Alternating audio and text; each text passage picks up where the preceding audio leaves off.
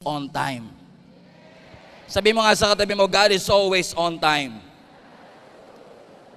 Sa panahon ng moderno, na mga teknolohiyang meron tayo, sa panahon ng iPad, ng iPhone na puro I at puro self, sa panahon ng modern technology and digital society, parang tinatanggal ng modernong teknolohiya yung salitang mag-antay sa ating vocabulary. Sapagkat parang lahat na lang pwede nating madaliin lalo kapag may pera ka. Napansin nyo ba minsan yung pagdami ng pera mo, tinatanggal yung patience sa puso mo? Kasi kapag may pera ka, kaya mong i-accelerate ang lahat ng bagay. Kaya minsan kahit Kristiyano na tayo na dapat marunong tayo mag-antay at magtiwala sa Panginoon, parang tinatanggal nung ating pera, ng ating achievement, nung ating experiences, yung salitang mag-antay sa ating vocabulary. Hindi naman ako hypocrite. Ako mismo na nagsasalita sa harapan po ninyo, hindi rin po ganun ka-patient katulad ng inaasahan ninyo. Lahat po tayo mga kapatid, we don't want to wait. We hate to wait. Kapag natatraffic tayo, kapag pumipila tayo sa cashier sa grocery, kapag tayo ay pumipila sa doctor's appointment, marami sa atin, yung katabi mo, pangiti-ngiti lang, pero sinasabi niya sa kanyang isipan, nagtitiwala naman ako sa Diyos, pero ayoko lang talagang mag-antay. Gusto kasi natin yung easy-baked answered prayer, na kapag nanalangin tayo, gusto kagad natin may sagot ang ating Panginoon. And knowing who you are, and I'm sure knowing your neighbor o kilala mo ang iyong katabi, alam mo na impatient siya sa maraming bagay. Hirap siyang mag-antay. Kaya nga kahit illegal pa, may jowa siya. Joke lang. Kasi marami sa atin na nagtatanong, kailangan ko ba talagang mag-antay pa ng tamang panahon para sa isang relationship? Kailangan ko pa ba talaga mag-antay ng right time para maninig ng Panginoon? Because I want to speed things up. I want to make my life faster and easier. Pero maraming salamat sa Panginoon na kahit na hindi tayo marunong magantay, sa pamamagitan ng sovereignty ng ating Panginoon, tinuturuan niya tayo through our circumstances to trust in God and to trust in His timing. Sige, huwag niyo akong pansinin, okay lang sa akin. Pero naniniwala ko, yung katabi mo, kailangang matutong mag-antay. Kasi maraming mga parte ng buhay niya ang minabadali niya. Akala niya ang relationship parang pansit canton na instant. Akala niya ang relationship parang instant coffee. But let me tell you this, mga kapatid. Ang Diyos may itinuturo sa atin every time na inaalaw niya na mag-antay tayo sa mga blessing na ating ipinapanalangin. In fact, walking with God and walking with the Lord demands that we learn how to wait. Because the Bible is very clear to us in Ecclesiastes chapter 3 that there is always an appointed time for everything on earth. Pag sinabi mong appointed time, hindi ito oras na pinili mo. Ito yung oras na pinili ng Diyos. There is an appointed time, hindi mo pinili, pero pinili ng Diyos. Kasi may bagay siyang nakikita na hindi mo nakikita. May bagay na alam ang Diyos na hindi mo alam. Ang ganda ng storya natin, mga kapatid, sa binasa nating text, kung saan ang sabi ng scripture, may isang lalaki na bulag. In fact, many scholars are saying he was blind since birth. Na sabi ng verse 22, nung ang ating Panginoong Yesus ay pumunta sa Bethsaida, may mga tao na nagdala ng bulag na lalaki, watch this, and he begged Jesus to touch him. Everybody say beggar. He was begging for healing. He was not begging for money. At marami sa ating pastor, hindi ako makarelate kasi hindi naman po ako pulube. I'm not begging for money. And yes, maaring milyon-milyon ang laman ng bank account mo. But at some point, many of us are begging for something to the Lord. Kapag depressed ka, you are begging for peace. Kapag may sakit ka, you are begging for healing. And this guy who has been blind since birth is actually begging not just for restoration, but a miracle from the Lord. He was waiting, he was longing, and he was hoping for a miracle. Nasasaktan siya, may sakit siya, But yung kanyang hope nung makita niya si Jesus Christ ay muling nabuhay. He was blind since birth. And look at me. Look at the screen. He was not asking for something that he had before. He was asking for something that he never had before. Hindi naman siya nakakakita before. So ang pinapanalangin niya sa Panginoon, Lord, I want to experience sight for the very first time. Iba ito sa miracle kung saan yung babaeng dinudugo for 12 years. Remember that story? Kasi kung dinudugo siya for 12 years, ibig sabihin, naranasan niya yung walang dugo. And now he was asking God for healing. Naalala niyo mga kapatid, yung lame man na 38 years na nasa gilid ng Bethesda, John chapter 5, na sabi ng scripture, he was lame for 38 years. And according to Bible scholars, this guy was about 40 plus years old. So kung 40 plus years old na siya, 38 years siyang crippled, ibig sabihin naranasan niyang lumakad sa kanyang buhay. And then nung dumating ang ating Panginoon, sabi niya, Lord, I want to walk again. Kilala niyo si Lazarus, right? Si Lazarus, nung namatay siya, kaya nga siya namatay kasi buhay siya before. Duh. At nung namatay si Lazarus, 4 days after his death, ang sabi ng scripture, binuhay siya ng Panginoon.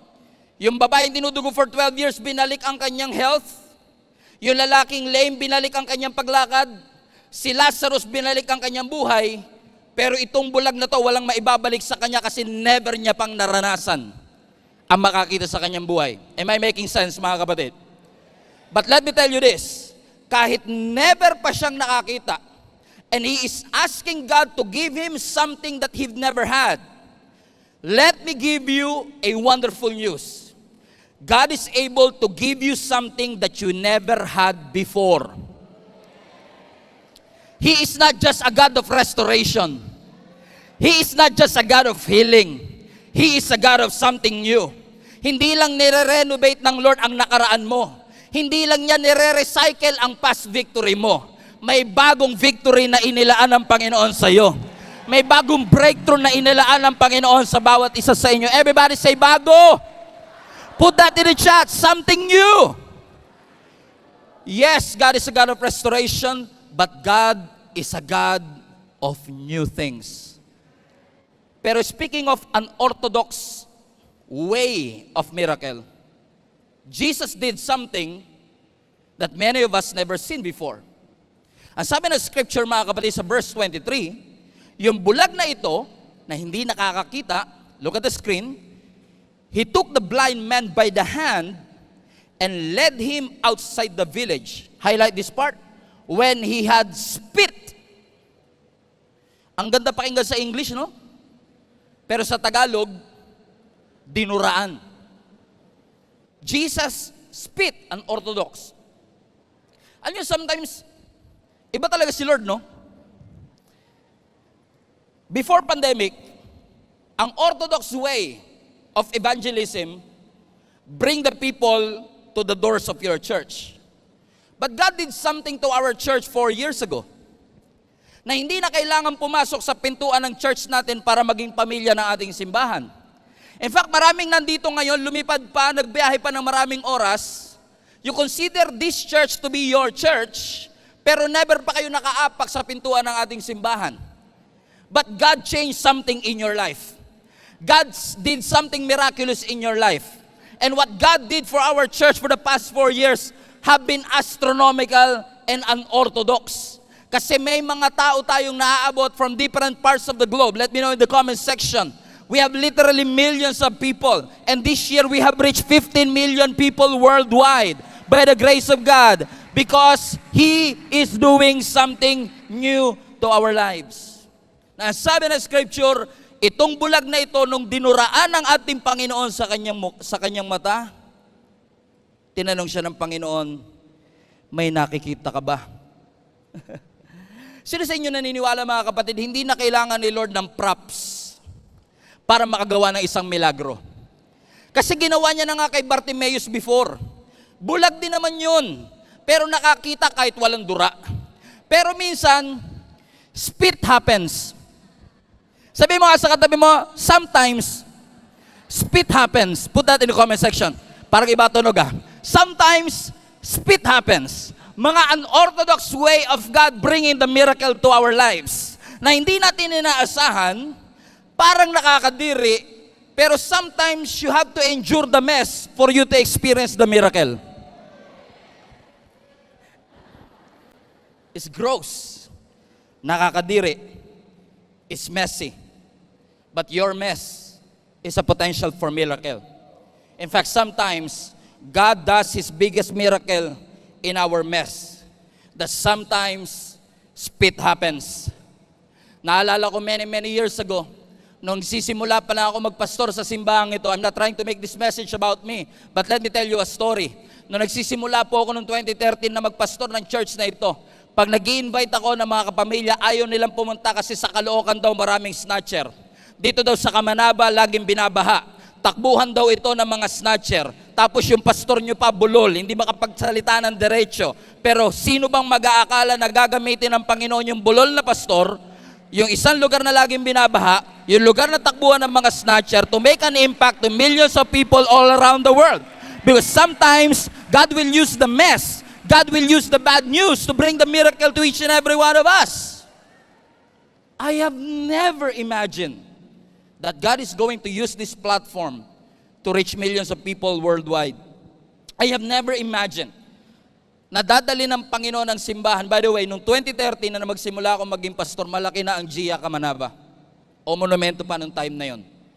We have literally hundreds of people, and at that time, 100 people is already big. Pero sino ba mag-aakala na kaya pa palang i-level up ng Panginoon yung inaakala mong malaki na? Kaya don't settle for less. Because God is able to do immeasurably above and beyond what you could think or imagine. Minsan, it's your mind that makes you small. Minsan, yung thinking natin, yung pangarap natin, ang nagpapaliit sa kakayanan ng ating Panginoon. Pero sino ba mag-aakala that God will use yung simbahan with 100 members to now literally tens of thousands of members all across the world?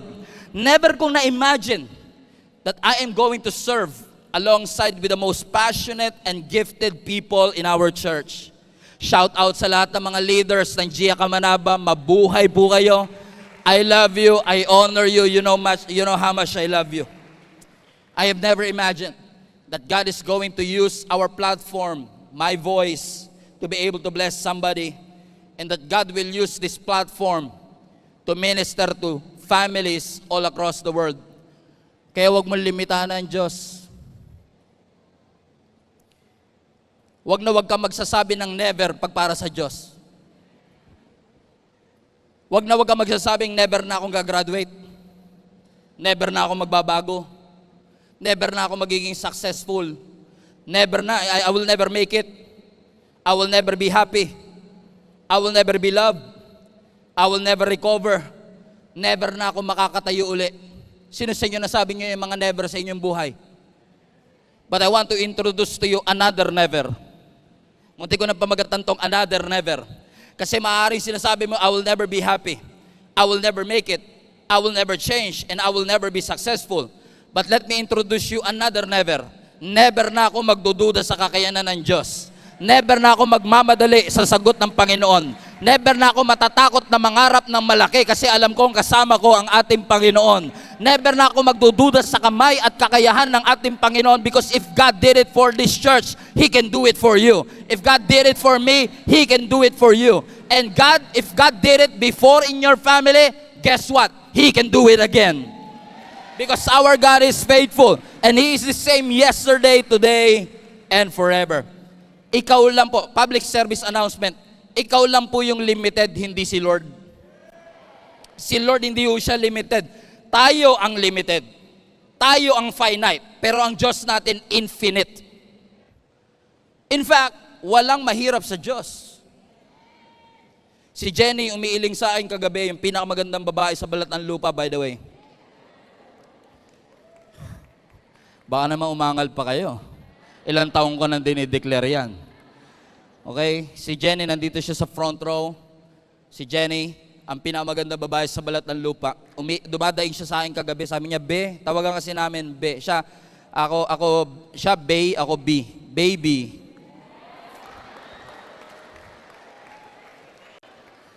Yung nag-exhortation ng giving. Yung iba sa inyo, hindi kayo makapaniwala na kapang-asawa yung mukhang to ng ganun mukha, di ba? Pero ganun si Lord. Limited to, pero unlimited si Lord.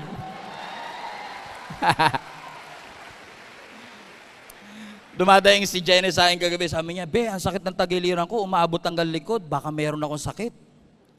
Sabi ko sa kanya, gano'n kasakit? Kasi ganun tayo naman. Evaluate mo from 1 to 10. 10 is the highest, 1 is the lowest.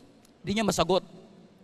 Diba pag tinatanong mo, tingnan mo yung katabi mo, kung i-gauge mo siya kung gano'n siya kaganda on a scale of 1 to 10.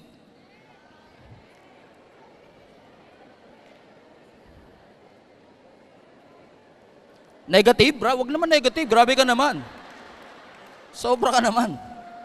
Grabe, negative. Nasa church tayo. Bawal nga magsinungaling, pastor, kasi nasa church eh. Di ba tayo, nire-range natin, 7. May degree of difficulty. May degree ng sakit. Pero alam niyo sa Diyos, walang degree ng difficulty. Hindi sasabihin ng Lord, yung prayer mo medyo mahirap ha. Pwede mabigyan mo ko ng 1 month para ma-process ko yan, mapatawag ko mga 7 anghel para matulungan tayo. Sa Panginoon, walang degree of difficulty. When God says it is done, consider it done. When God says it is accomplished, consider it done. Kasi sa Panginoon, walang level of difficulty. Hindi niya sasabihin sa iyo, alam mo yung prayer mo, palaki ng palaki habang tumatagal ha. Dati pinagpe-pray mo lang, makakain kayo ng tanghalian, ngayon pinagpe-pray mo na bagong kotse. Tapos pinagpe-pray mo na ngayon yung swimming pool sa backyard ninyo, sana all.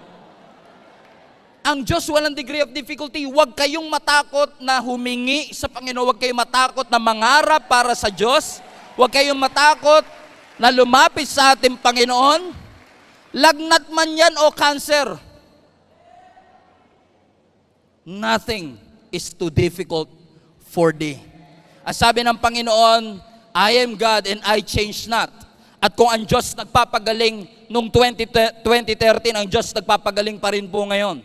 At kung ang Diyos nagpapagaling noong 1990s, ang Panginoon nagpapagaling pa rin po ngayon kasi ang Diyos natin ay hindi nagbabago. He is the same yesterday, today, and forever. Walang degree ng difficulty. Let's go back to verse 23. He took the blind man by the hand, led him outside the village, and when Jesus had spit on a man's eye, he put his hands on him, and Jesus asked, do you see anything? Look up. I see people. They look like trees walking around. Verse 25, and once again, Jesus put his hands on a man's eye, and then his eyes were opened, and his sight was restored, and he saw everything clearly. Palapakan natin ating Panginoon. You know, sometimes spit happens, but let me tell you this. Kapag hinawakan ng Diyos ang anumang circumstance ng iyong buhay, alam ko nagre-recover ka pa lang sa bagyo, alam ko nagre-recover ka pa lang sa loss, alam ko nagre-recover ka pa lang sa pagkabaon mo sa malaking utang, alam ko nagre-recover pa lang kayo sa matinding pinagdaanan ninyong pamilya, but let me tell you this. When spit happens, you will realize that nothing shall be impossible with the Lord. Sometimes you have to endure those pain, but even when you go through the fire, ang pangako ng Panginoon, you will not be burned. That even when you go through the waters, you will not be drowned. That even when you go through things, He will never leave you and never forsake you. Because God is able, and guess what? God is willing. But even if He doesn't do it for us, naniniwala tayo na ang Diyos natin is not just a God of miracle. Ang miracle, hindi lang gumaling ka. Yung hindi ka nakasakit, miracle din yun ng ating Panginoon that He sustained you through and through. And He is able to do immeasurably above and beyond what you could think or imagine. Unorthodox. Everybody say unorthodox. Kakaiba ang pamamaraan ng ating Panginoon. And speaking of pamamaraan, I remember the story of the first miracle of Jesus Christ turning water into wine. Sabi ng scripture, si Jesus kasama ang kanyang mga disciple ay inimbitahan sa isang kasal, which happens to be apparently the first miracle of Jesus Christ. Let's follow the story in John chapter 2 verse 1. Sabi dito, on the third day, Everybody say third day. Bear that in mind. A wedding took place at Cana in Galilee, and Jesus' mother was there. Verse 2, Jesus and his disciples had also been invited to the wedding. Watch this, verse 3. But when the wine was gone, Jesus' mother said to Jesus, Anak, they have no more wine. Verse 4, Jesus to his mother, Woman, sino sa inyo kaya nyo sabihin nyo sa nanay ninyo na hindi kayo mababatukan? Sabi ni Jesus, Woman, why do you involve me? Jesus replied, highlight this part, my hour has not yet come. Hindi pa dumarating ang tamang oras. Jesus is and will always be the Son of God. Pero alam ng Diyos kung kailan siya lulugar. Think about this. Jesus at the wedding. Napansin niyo ba yung on the third day? Now usually ang mga weddings sa Jewish, usually 7 days. And for many years, I thought na yung sinabing third day is actually the third day of the wedding. But I found out in some digging na pag sinabi pala ng scripture nung John chapter 2 na at the third day, hindi yung third day ng wedding. Watch this. Third day, after tawagin ni Jesus yung kanyang mga disciples. So ibig sabihin, bago pa lang yung kanilang team, ang unang-unang pinuntahan ni Jesus, wedding. Now think about this. Hindi naman Bible scholar yung mga disciple ni Jesus Christ. Hindi naman yan magagaling sa theology. Kailangan niya ng training, right? Kailangan nila ng konting pag-aaral. Kailangan nila ng konting kaalaman mula sa Panginoon. And think about this. On the third day ng discipleship journey ninyo, sabi ni Jesus, inimbitahan ako sa kasal, sama kayo? Jesus and his disciples were at the wedding, knowing that Jesus' ministry is only 3.5 years. Hindi ba busy ang ating Panginoon? Lord, yung mga disciple mo, hindi yun mga Bible scholars. And apparently, kaya pala nandun si Jesus at ang kanyang mga disciple, they were invited.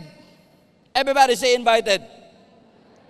And think about this, yung inimbitahan, wala sa presidential table, normal na guest lang, pero apparently yung guest naging savior of the wedding. Kasi God did something that other people cannot do. He turned water into wine. And let me tell you this, mga kapatid, masusurpresa ka kung saan magpapakita ang Diyos basta imbitahan mo ang Diyos. The moment that you invite Jesus into your life, into your family, into your career, you will be surprised na kapag inimbitahan mo ang Panginoon, He will show up. He is omniscient after all. Alam niya ang lahat ng bagay. And I know what you're asking in your mind. Kung talagang omniscient ang ating Panginoon, Pastor, bakit naubusan ng wine? Di ba kung talagang omniscient ang Diyos, di dapat may dala na kagad siyang wine nung papunta pa lang siya kasi alam niyang mauubusan. Ako lang ba yung ganito mag-isip? Okay? At kung talagang omniscient ang ating Panginoon, bakit pa inantay ng ating Diyos na maubos yung wine bago siya kumilos? Kasi kung itutuloy natin ang story, mga kapatid, ang sabi ng verse 5, balikan nun natin verse 5. Let's read this. His mother said to his servant, do whatever he tells you. Verse 6. Nearby stood 6 stones of water jars, the kind of used for Jews for ceremonial washing, and each holding from 20 to 30 gallons times 6. Kayo na lang bahala. Verse 7. And Jesus said to the servants, fill the jars with water. So they filled this to the brim. Unorthodox again. Kung talagang gusto ni Lord na magkaroon ng wine, at least man lang sana, yung pinalagay ni Lord, hindi tubig, kundi grapes. Kasi yun yung pinakamalapit sa wine. Pero nung naubusan sila ng wine, yung kanyang nanay lumapit sa kanya. Ang sabi niya, anak, wala silang wine. Ang sabi ni Jesus, woman, my hour has not yet come.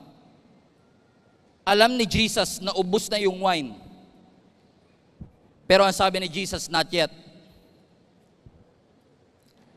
Kasi kung talagang omniscient si Lord, Hindi niya dapat inayaang maubos, di ba?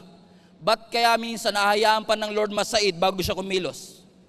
Yung earthly wine was gone, tapos tsaka pala magsisimula. Alam mo, may tinuturo ang Panginoon talaga sa atin eh. Bakit si Abraham kailangan 100 years old pa siya bago manganak si Sarah kay Isaac? Bakit si Moses nag-antay pa ng 40 years in the wilderness bago nila mapasok ang promised land? Bakit kaya si David nag-antay pa ng 20 years bago siya makaupo sa trono? Bakit kaya ang ating Panginoon nag-antay pa ng 30 years bago siya magsimula ng kanyang ministry? Bakit minsan inaalaw ng Panginoon na ubus na bago siya mag-supply sa atin? Lord, pwede ba tulungan niyo po kami? Habang hindi pa po maintaining balance yung aming bank account, mag-supply ka na po. Pero minsan nahayaan ng Panginoon kahit yung maintaining balance, ma-withdraw mo. Bago mag-supply ang ating Panginoon, pero alam niyo, tinuturo ng Panginoon sa atin, hindi porket ubus na, tapos na. Hindi porket ubus na. Sabi mo sa katabi mo, at least 3 people, put that in the chat. Hindi porket ubus na, tapos na. Hindi porket ubus na ang energy, tapos na ang Diyos. Hindi porket ubus na ang creativity, tapos na ang Panginoon. Hindi porket ubus na ang sagot, tapos na ang Panginoon. Hindi porket ubus na ang oras, tapos na. Hindi porket 33 ka na, tapos na ang Panginoon. May ipapadala si Lord na para sa'yo. Hindi porket 40 years old ka na, tapos na ang ating Panginoon. Si Abraham, hula ko lang to siguro naman, hindi naman sinabi ni Abraham, di ba yung mga couple ngayon sabihin, pag nagpakasal kami, mag-aantay lang kami mga 3 years bago kami mag-anak. Di ba? May mga ganun tayo. Sigurado ako si Abraham, never niya sinabi, antayin ko lang maging 100 ako bago lumabas si Isaac. He never planned it after all. Hindi plinano ni Moses na magantay ng 40 years bago sila makapasok ng wilderness. Hindi inantay ng lame man na abutin siya ng 38 years. Hindi inantay ng taong ito na tumanda na siya bago siya makakita. Pero hindi porket ubus na ang pagkakataon, ubus na ang resources, ay tapos na rin ang ating Panginoon. He is always on time. Hindi porket delay, denied. Hindi porket not yet, ay nag-no na ang Panginoon. Hindi porket later ang sinabi ng Lord, ang sabi na lang Lord, no. Hindi porket sinabi ng Lord na not now, hindi niya sinasabing no way. Disappointment is not a dead end. Not yet is not late. Because God is always on time. Public service announcement, in case nakalimutan mo, ang Diyos natin ay namumuhay sa ibang time zone at ang Diyos natin ay hindi nakakalimot. Sabi ni Mary, wala nang wine, mapapahiya tayo rito. Si Lazarus nag-antay pa ng 4 days nakahiga sa tomb. Sabi niya, Lord, kailan ka darating? 4 na araw na po ako dito. Pero sometimes, iaalaw ng Panginoon yung tingin ng taong delay para makita natin na sa pananaw ng tao tapos na. Sa pananaw ng tao, hindi ka na maka-graduate. Sa pananaw ng tao, hindi ka gagamitin ng Panginoon. Sa pananaw ng tao, sinabi sa akin, wala kang mararating, wala kang talento, alien, Mongoloid at pamilya ng mga Sorais. Sasabihin ng ibang tao sa iyo, wala kayong mararating, pero minsan iaalaw ng Panginoon na pumunta ka sa pinakasaid para makita mo yung Diyos na kaya magtawid sa iyo. Kasi, kung mababa pa lang yung level ng wine, ni-rescue na sila ng Panginoon, ang glory na sa couple. Sasabihin nila, ang galing ng couple, no? Nag-provide sila ng wine. Pero minsan iaalaw ng Panginoon na masaid muna para malaman mo at maisip mo, hindi galing mo ang nagdala sa iyo dyan, hindi edukasyon mo ang nagdala sa iyo dyan, hindi sarili mong galing, hindi sarili mong talent ang nagdala sa iyo dyan. And I've been asked many times, Pastor, paano ka naging pastor? Ang lagi ko lang po sinasabi sa akin sarili, alam nyo, it humbles me. Alam nyo kung bakit? I don't know what to do. And every time you don't know what to do, you will always look to Jesus, the author and the finisher of your faith. Because hindi porket nagpapanik ang Diyos at hindi porket hindi mo alam, hindi alam ng Panginoon. Everybody say, God is always on time. And I know what you're thinking. Marami sa inyo nagsasabi, Pastor, bakit ganun?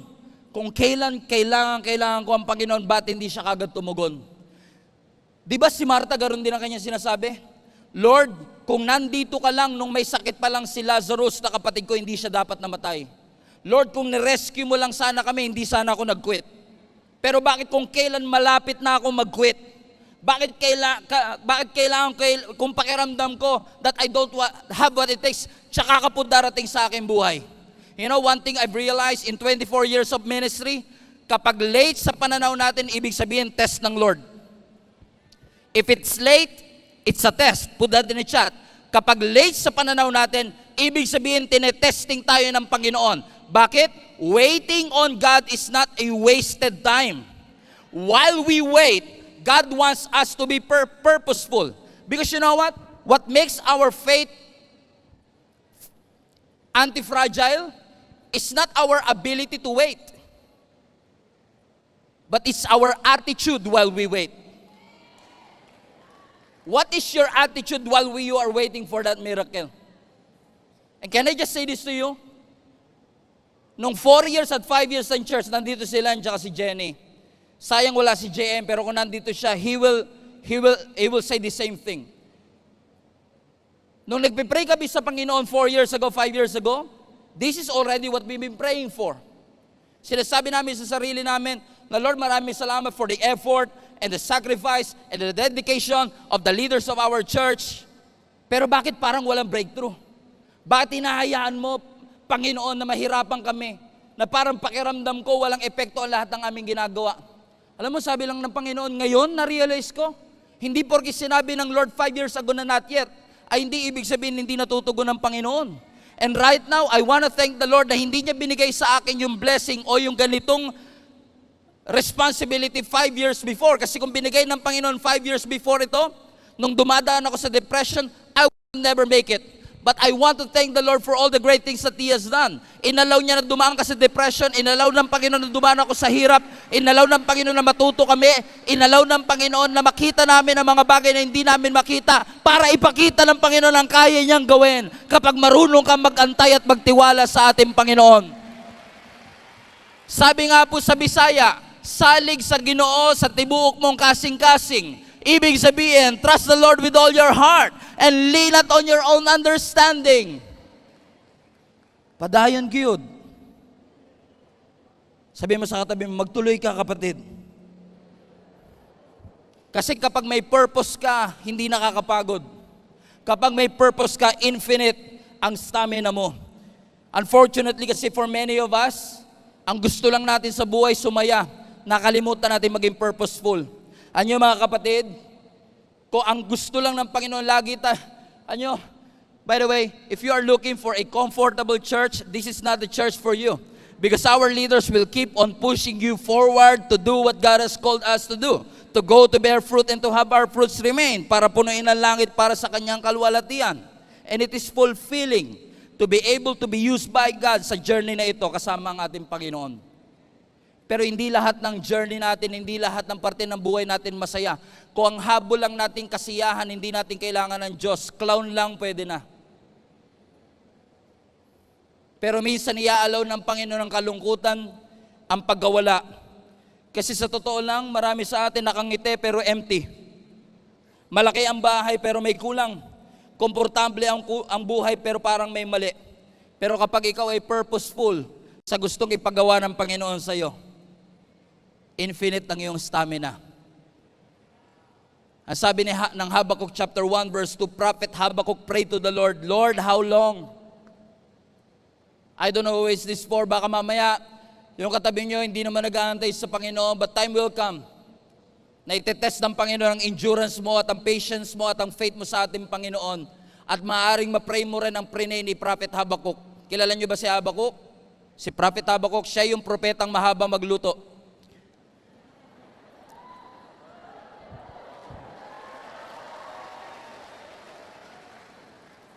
Sana mag-guess nyo na yan sa December 2024.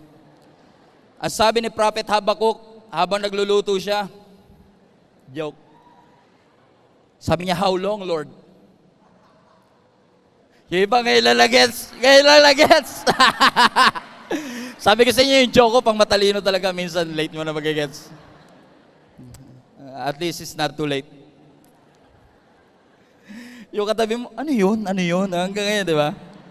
Huwag mo sabihin, hayaan mo yung mag-gets niya. Para mamaya, habang kumakain siya ng dinner, yun pala yun, tsaka siya tatawa, ganon. Prophet Habakkuk has burden for his people. In-announce niya yung coming judgment for his nation. Nakita niya sa vision niya yung violence, nakita niya sa vision niya yung injustice. Kaya sinasabi niya sa Panginoon, Lord, gaano katagal? Hindi ko na po masikmura yung hirap na pinagdadaanan ng aking mga kababayan. And I can sense the desperation in his statements. And despite the prayers that he made, listen to me, despite the prayers that he made, may violence, may injustice, meron pa ring unrighteousness, wrongdoings are everywhere. Parang naubos na at napatid na ang litid ni Habakkuk. Kakapanalangin sa Panginoon, parang hindi tumutugon ng Lord. And I believe this is the same story for some of us, na sinasabi mo sa Panginoon, Lord, please do something. Lord, please act like God. Tuloy natin yung verse 2. How long, Lord, must I call for help, but you do not listen? Sino sa inyo nakakaramdam na parang ang Panginoon hindi nakikinig sa atin? Na parang He is taking longer than He should. Ang sinasabi ni Prophet Habakkuk, matagal ako nagsasalita, matagal ako nananalangin, pero parang hindi ako naririnig ng Panginoon. And mind you, hindi nananalangin ng selfish prayer si Habakkuk. Hindi siya nagpe-pray na maging famous siya. Hindi siya nagpe-pray na maging influencer siya. Hindi siya nagpe-pray na maging successful siya. Hindi siya nagpe-pray na magkaroon siya ng malaking bahay o magkaroon ng mamahaling sasakyan. Ang pinagpe-pray niya yung kapakanan ng kanyang mga kababayan. And that is an unselfish prayer, and yet, hindi tumutugon ang ating Panginoon. Sinasabi natin, prayer changes everything. Pero pag sinabi mo yan kay Prophet Habakkuk, parang prayer changes nothing. Bakit parang yung prayer ko hindi sinasagot ng ating Panginoon? And then, in the midst of his doubt and complaining, God answered him. And I believe this is an answer of the Lord for you. Ang sabi ng verse 5, the Lord replied, GSMNB Global Family, watch this. Look around at the nations. Look and be amazed. For I am doing something in your own day. Something you would not believe even if someone told you about it. So hindi porket wala ka nakikita, walang ginagawa ang Diyos. In fact, ang sabi ng Scripture, prepare ng Panginoon yung isang bagay na kapag nangyari sa'yo at kuwenento mo, hindi sila maniniwala. Pero may gagawin ang Panginoon sa ating simbahan, sa iyong pamilya, sa ating buhay, na kapag kinukwento natin, hindi sila maniniwala because it's too good to be true. But let me tell you this, yung katabi mo ngayon is a proof that nothing shall be impossible with the Lord. Itong simbahan nito is a proof that nothing is too difficult for our God. Yes, heartbroken ka. Yes, masakit ang nararamdaman mo. Yes, umiiyak ka. Alam niyo ba ibig sabihin ng Habakkuk? Hindi mahaba magluto. Ang ibig sabihin ng pangalang Habakkuk, tingin kayo sa akin, tingin kayo sa screen, ang ibig sabihin ng pangalang Habakkuk, kapit na kapit. I wonder ilang kayo sa mga global family natin yung Habakkuk. Kapit na kapit sa mga pangako ng Diyos. Kapit na pakapit sa mga mensahe at sa salita ng ating Panginoon. That even when you go through the valley of the shadow of death, kakapit ako sa ating Panginoon. Because I know that weeping may endure for a moment, but His grace and His joy will last for a lifetime. Pastor, you don't understand. What if I break? If you break, God will fix you. Pastor, what if I crash? If you crash, God will build you up. He is able to do immeasurably above and beyond. Huwag ka matakot sa kayang gawin ng Panginoon. Sumunod ka lang. Hindi nating trabaho ngayong intindihin. Hindi natin trabaho ngayong mag-complain. Hindi natin trabaho ngayong magduda. Ang trabaho natin sumunod sa ating Panginoon. And if God said it, we will do it. Let us do it. Magpakatatag kayo. Alam nyo ba mga kapatid, lagi kong sinasabi sa lahat ng mga volunteers, sa lahat ng mga lumalapit sa akin, stay strong. Tinatag na nga nila ako, si Pastor, lagi yung stay strong, stay strong, stay strong. Ano ako bakit? Biblical yan. gusto ng Panginoon magpakatatag tayo kasi ano man ang pinagdadaanan mo, nakangiti ka man ngayon, but it doesn't mean that you are not broken from within. There are a lot of people are smiling on the outside but really broken on the inside. They are successful on the outside, successful on social media, pero wala nang laman yung bank account nila. Akala nila steak ang laging kinakain, barbecue steak. Sarap naman. But God is able. Tingin kayo sa screen. And every word of it, namnamin ninyo. Hebrews chapter 10 verse 23. Tagalog para Sibir. Magpakatatag tayo sa ating pag-asa at huwag mag-alinlangan pa sapagkat tapat ang nangako sa atin. Sino yung nangako sa'yo? Hindi ako against sa mga politician, hindi ko sinasabing lahat ng politician ganito. Pero hindi ba kayo na-amaze na kapag meron silang meeting de avance, ang mga tao, tingnan mo, ang mga politician nangangako, pag ako ang inyong inihalal, ipapagawa ko lahat ng mga kalsada. Health is my priority. You are my priority. Ang mga tao, tuwan-tuwa, palapakan sila, sigawan sila. Nangangako pa lang yun, sumisigaw na. Pero ang Diyos, tinupad na yung pangako, hindi mo pa napansin. Tinupad na ng Panginoon. Walang guarantee na gagawin nila yung kanilang mga ipinangako, pero ang Diyos may guarantee na kapag ipinangako ng Panginoon sa iyo. Bakit masyado kang tahimik sa lahat ng bagay na ginawa ng Diyos? Hindi pa ba sapat ang buhay na meron ka? Hindi pa ba sapat ang mga kaibigang ibinigay ng Panginoon sa iyong buhay? He is able to do it. Buti pa sa iba lakas sa sigaw natin, pero sabi ng Panginoon, magpakatatag kayo. Hindi porke sinabi ng doktor wala ng pag-asa, mag-give up ka na. And we have a lot of people here, cancer survivors, sumigaw kayo kung kayo ay cancer survivors, na sinustay ng ating Panginoon. That even when your business is going down, don't lose hope. Kahit pakiramdam mo limited, don't lose hope. Kahit may scarcity, don't lose hope. Omniscience is not your job. It's God's job. Our job is to obey. So, every time nasasabihin ng Panginoong not yet. In fact, kapag sinabi ng Panginoon na no, hindi niya sinasabing no dahil hindi niya kaya. Sinasabi ng Lord na no kasi hindi ka pa ready. He is trying to get you to get ready for all the blessings that God has done. And I would like to call our musicians here. Ibig sabihin, kapag ang Diyos nagsabi ng not yet, kapag ang Diyos nagsabi ng no, hindi siya rejection.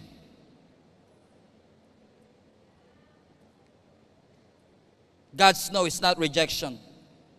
He's just saying, not yet. And when God says not yet, it's not late. God is preparing you for everything that He has prepared for you. It may look like it's over until it wasn't. It's not rejection.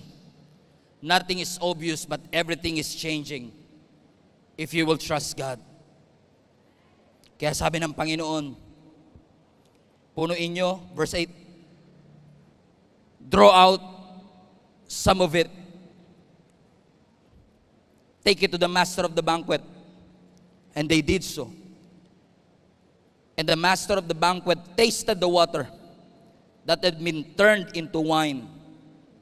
He did not realize where it had come from, though the servants who have drawn the water knew.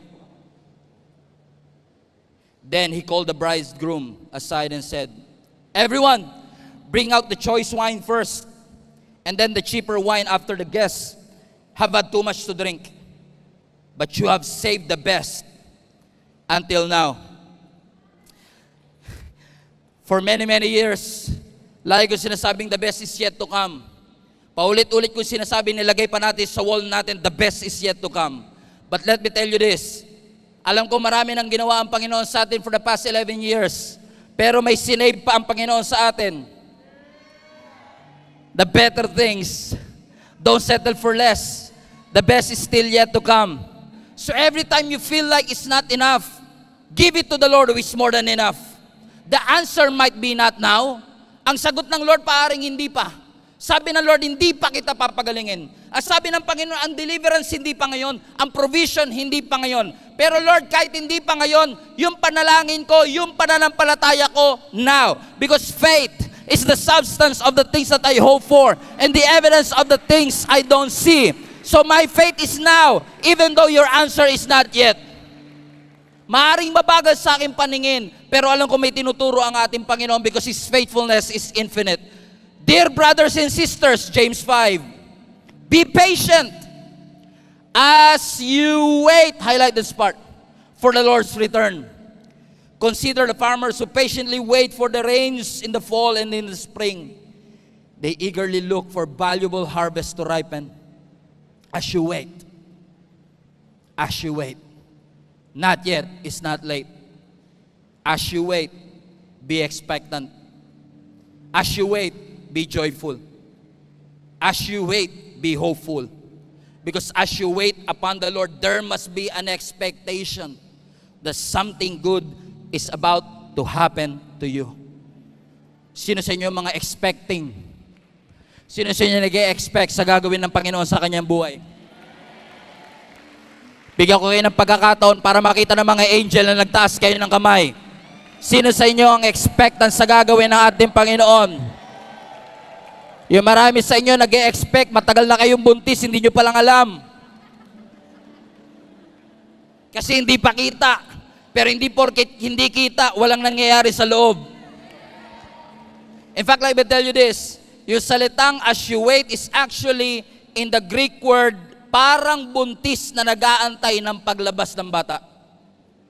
That as you wait, you cannot see what's inside the womb. But you know something is there. And you are expecting. Kaya nga ang tawag natin sa English, I'm expecting. Ibig sabihin, at some point, after 9 months, nag-e-expect ka na yung tiniis mo, yung pinaghirapan mo, yung nagpalaki ng tiyan mo, suddenly, it will come out. And you are expecting sa gagawin ng ating Panginoon. And I believe with all my heart, hindi mo man nakikita ang mga bagay na ginagawa ng Diyos sa'yo. Hawakan mo na yung tiyan mo ngayon. Hawakan mo yung tiyan mo ngayon. Sabi mo sa Lord, Lord, I am expecting. Katulad ng buntis, hindi ko nakikita pero alam ko nandito siya. Hindi ko nakikita pero alam ko lalabas na rin po ito. The breakthrough is in my womb. The healing is in my womb. The victory is in my womb. The harvest is in my womb. Kaya mga kapatid, let us shout unto God with a voice of triumph. Kasi alam natin, hindi pa man lumalabas, alam natin that something good is going to happen to us. That when we expect something from the Lord, sabi ng Lord, not yet, it's too early. Huwag mo madaliin. Pero hindi porke sinabi ng Lord na not yet, ay late ang ating Panginoon. Ang ating Panginoon is always on time. So every time na madidisappoint ka, marami sa atin, pag Monday, disappointed. And then boom, miracle happens. Suddenly, God answers our prayers. Marami sa inyo, for 12 years nag-aantay kayo, Lord, kailan mo kaya kami bibigyan ng anak? Kailan mo kaya kami, boom! Bigla ka mabubuntis. For many years you've been expecting, Panginoon, 25 years na po ako sa trabaho ko, hindi pa rin po ako napopromote. Every time papasok ka trabaho, disappointed ka, and then boom! Bigla kang gugulatin ng Panginoon. I believe with all my heart sa 2025, maraming gugulatin ng ating Panginoon. Buntis ka na pala, hindi mo pa alam. Buntis ka na pala, hindi mo pa alam. And I want you mga kapatid to put your faith to the next level and say, Lord, I